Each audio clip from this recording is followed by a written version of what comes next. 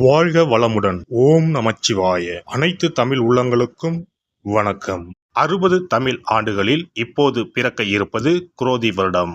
இது 60 ஆண்டுகளில் 38வது வருடம். தற்போது இந்த தமிழ் புத்தாண்டு பிறக்கும் சமயத்தில் மேசத்தில் சூரியன் குரு, கன்னியில் கேது, கும்பத்தில் செவ்வாய் சனி, மீனத்தில் புதன் சுக்கிரன் ராகு என்ற கிரக அமைப்பு காணப்படுகிறது. அதோடு இந்த வருடத்தில் மேசத்தில் இருந்து ரிஷபத்திற்கு குரு பகவான் இடமாறும் இடப்பெயர்ச்சியும் நடக்க இருக்கிறது. ஆண்டின் துவக்கத்தில் மேசராசியில் சஞ்சரிக்கும் குரு பகவான் மே 1, 2024 முதல் ரிஷபராசிக்கு சென்று கன்னி, விருச்சகம், மகரம் ஆகிய ராசிகளை பார்வையிடுகிறார். வருட கிரகங்களில் அதிக வருடம் ஒரு ராசியில் பயணம் செய்யும் கிரகமான சனி பகவான் 29/3/2025 வரை கும்பராசியில் ஆட்சி பலம் பெறுகிறார். மேசம், சிம்மம், விருச்சகத்தை பார்க்கிறார். அதன் பிறகு மீனராசிக்கு செல்லும் சனி பகவான் ரிஷபம், கன்னி, தனுசு ராசியை பார்வையிடுகிறார். வருடம் முழுவதும் மீனராசியில் ராகுவும் கன்னி ராசியில் கேதுவும் சஞ்சரிக்கிறார்கள். இந்த குரோதி ஆண்டில் மேன்மையான பலன் பெறும் ராசிகள் மேசம், கடகம், கன்னி, விருச்சகம், மகரம். ஒவ்வொரு தமிழ் புத்தாண்டு வருடம் பிறக்கும் போது சூரிய பகவான் தனது உச்ச வீடான மேசத்தில் சஞ்சரிப்பார். ஆனால் இந்த குரோதி வருட புத்தாண்டை சிறப்பிக்கும் வகையில் குருவும் மேசராசியில் நிற்கிறார். இது போன்ற கிரக அமைப்பு 12 ஆண்டுகளுக்கு ஒருமுறை மட்டுமே உருவாகும். கால புருஷ 5ஆம் அதிபதியும் பூர்வ புண்ணியஸ்தான அதிபதியுமான சூரியனுடன் கால புருஷ 9ஆம் அதிபதி பாக்கியாதிபதியுமான குரு சேருவதால் தர்மம் தலைத்தோங்கும், ஆன்மீக நாட்டம் அதிகரிக்கும், ஆன்மீக ஸ்தலங்கள் புனர் அமைக்கப்படும், தொழில் முனைவோர் ஏற்றம் காண்பர். இந்த வருடம் முழுவதும் நிலவக்கூடிய கோல்சார நிலைகளின் அடிப்படையில் இந்த ஆண்டு நன்மை தீமைகளின் அளவு அவரவர் செயல்களால் கூடவோ குறையவோ கூடிய ஆண்டாக இருக்கும். மக்களிடையே உதவும் மனப்பான்மையும் பக்தி மார்க்கத்தில் நாட்டமும் அதிகரிக்கும். இந்த வருடம் முழுவதும் எல்லோருக்கும் நல்லதே நடக்கவும், நாடும் வீடும் செழிக்கவும் விநாயகர், நரசிம்மர், அனுமன், துர்க்கை ஆகியோரில் விருப்ப தெய்வத்தை கும்பிடுவது நற்பலன் தரும். குல தெய்வத்தையும் இஷ்ட தெய்வத்தையும் மறக்காம கும்பிடுங்க.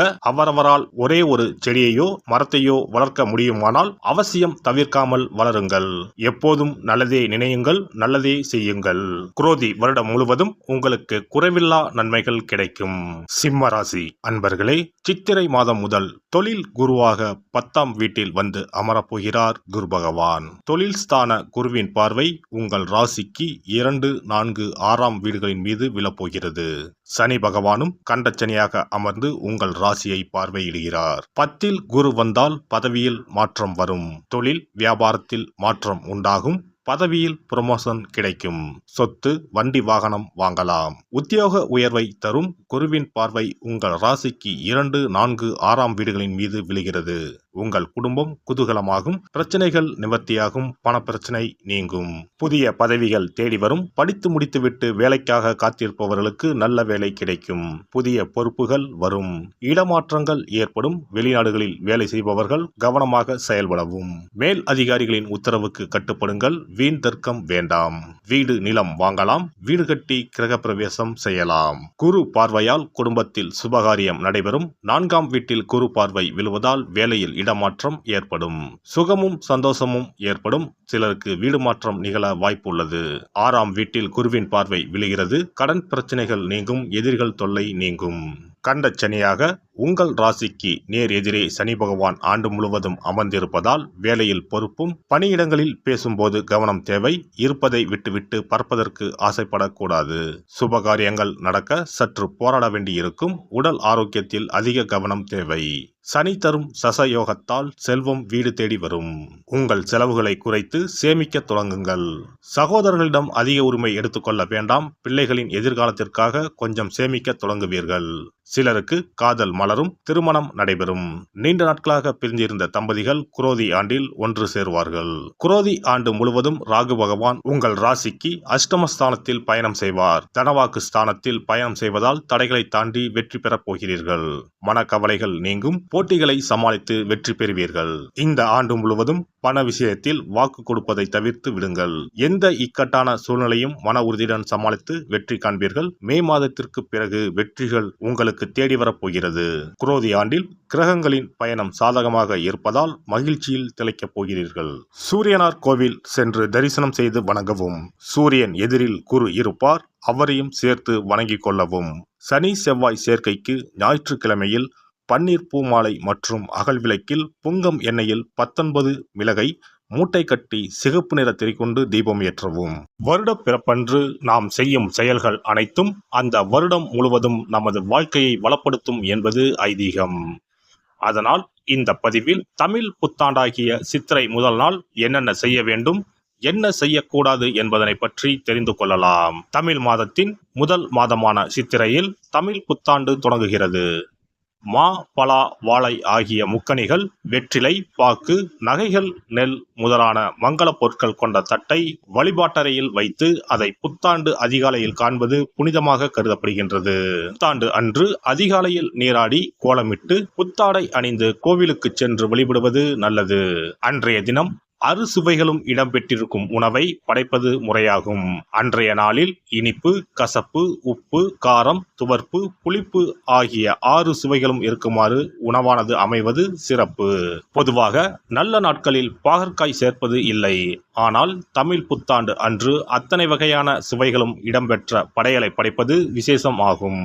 அனைத்தும் கலந்ததுதான் வாழ்க்கை என்பதை உணர்த்தவே இவ்வாறு அறுசுவை உணவு புத்தாண்டின் தொடக்கத்தில் படைக்கப்படுகிறது.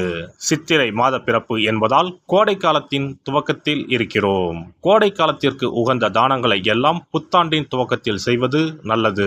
தோஷங்கள் நீங்கி வாழ்வு மலர உங்களால் முடிந்த அளவிற்கு குடை தானம், செருப்பு தானம், விசிறி தானம் ஆகியவற்றை செய்யலாம். மேலும் நீர்மோர் பந்தல் அமைப்பது, தண்ணீர் பந்தல் அமைப்பது போன்றவற்றை செய்வதால் உங்களுடைய கர்மாக்கள் அனைத்தும் தீரும்.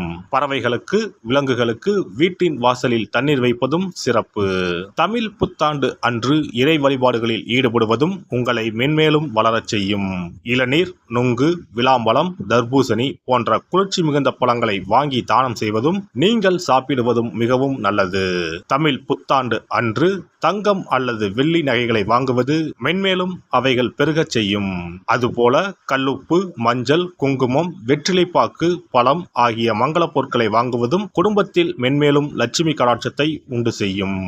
அசைவம் சாப்பிடுவது, நகம் வெட்டுவது, முகச்சவரம் செய்வது, முடி வெட்டுவது போன்ற செயல்களை இந்நாளில் கட்டாயம் செய்யவே கூடாது.